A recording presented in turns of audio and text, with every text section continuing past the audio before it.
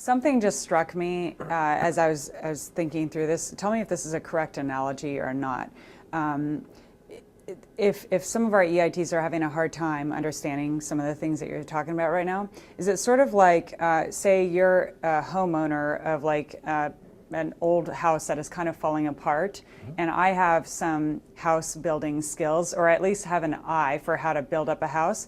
I can go to you and say, hey, let's fix up your house. I'm not going to swing a hammer myself. I have buddies who can swing a lot of hammers, and we're going to fix up the house, and then when we resell it, then we're going to split the profits. That's equity sharing. It's, that's exactly so that's exactly the what you're same doing. thing that we're doing, Yes. except for a company. You spot on, nail Okay. on the head. Okay, great. So the reason that I bring up that example, EITs, is because I bet you could envision yourself doing that with a house. Like, I don't know the first thing about fixing a house, but I know that I could go talk my way into like some homeowner who's like has an old falling apart house and be like, hey, I can really help you get this straight. I have a friend who's a plumber, and I have a friend who's a painter, and I have a friend who's whatever, to get it right, and then we put it on the market and sell it. That's right, because they know they need to do it anyway, but they don't know who to trust or how to go about it. Right. People, the contractors, they may have tried in the past, screwed Right. it up, didn't do the work, right? Yeah. So they need somebody that has a vested interest. Well, your vested interest in this case is when you sell the house, that's when you're going to get payday.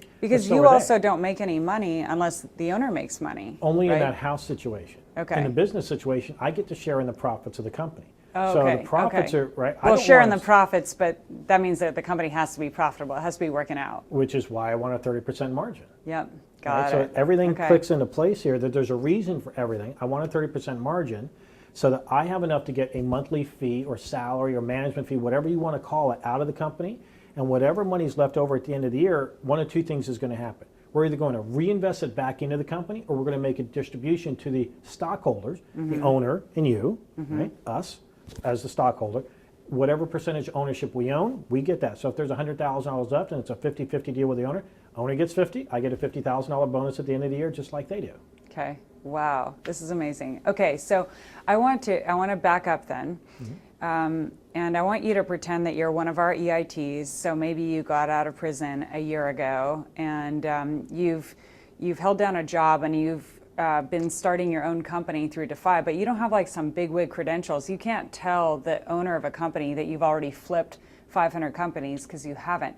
How do you get the credibility? How do you get the owner of the company to trust you as the expert who's going to come and help them fix up their company if you're not really an expert?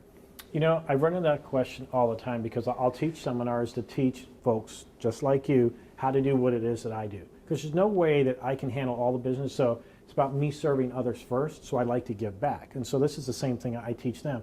And it's that you don't have to have the experience. You can leverage off of my experience, or anybody on my team's experience, or anybody that you know that has experience in marketing or sales or legal or accounting, whatever aspect they have, you can leverage off their experience, use their resumes, say this is what our team has done, Right. as opposed to this is what I've done. So you It's a could true call up statement. like some high power attorney in New York City who works, who's willing, and the attorney of course is going to say, if you go to them and say, hey, I'm going to bring you some business, do you want to work with me and be on the team? You don't have to, the lawyer doesn't have to There's pay no- you anything. that's You don't right. pay the You don't lawyer pay the lawyer anything. anything. Correct. But you just say, I want to be able to say that you're on my team. They're going to say yes, because every lawyer wants business, right? That's right.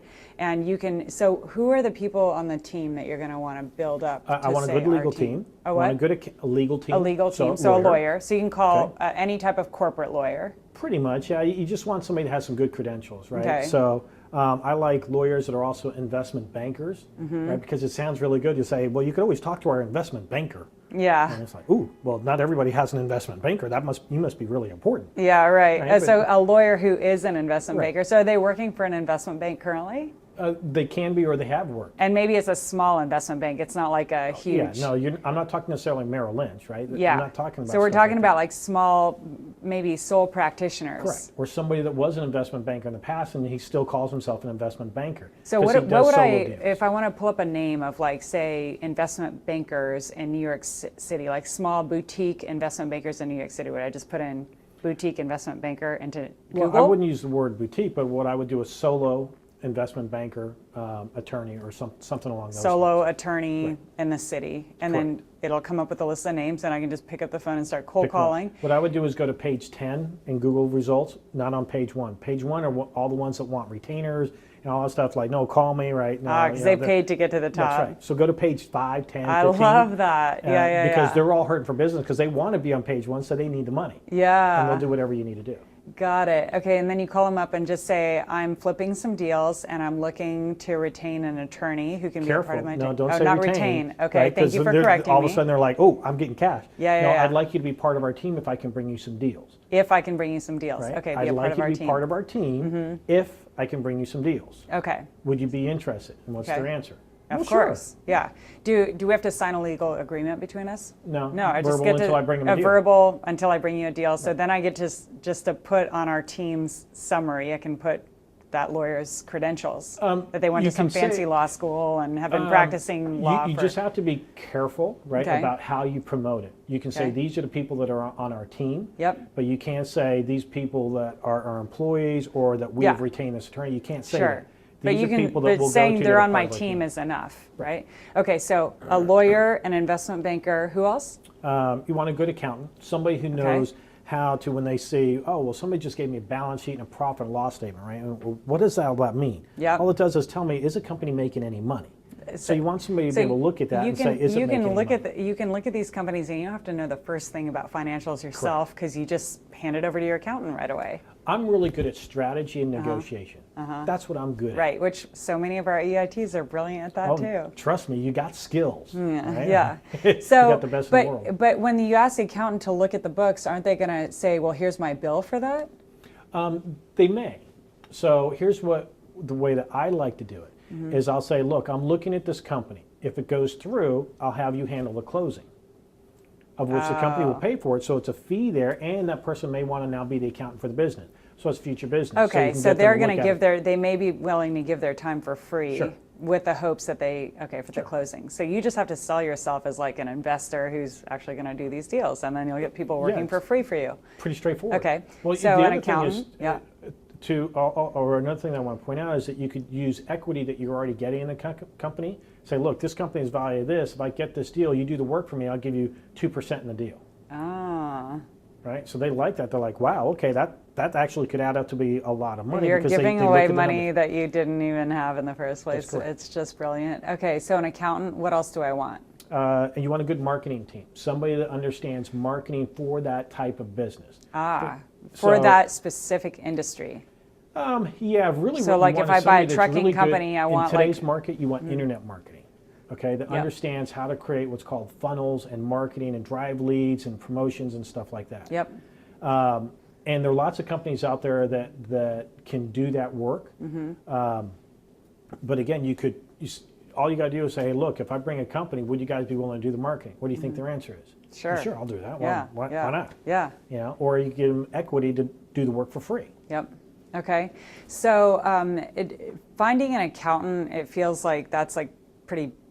One accountant versus an accountant is not a huge difference, at Same least thing from with my the lawyer. perception. But marketing, it seems like, how do you tell a great marketing firm from a so-so marketing firm? You want to ask what kind of companies they've also worked with and what kind of results they've gotten. If they're not willing to give you any that they've done, Point to versus, oh yeah, case we've done it for studies. da-da-da-da, well great, you know, they say, well, we helped this company. Really? Who can I call?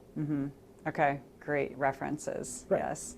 So after you get the marketing person, anybody else besides the marketing person? Marketing and sales are kind of hand in hand, and you don't really need to worry about a sales team yet because every company is going to be a little bit different.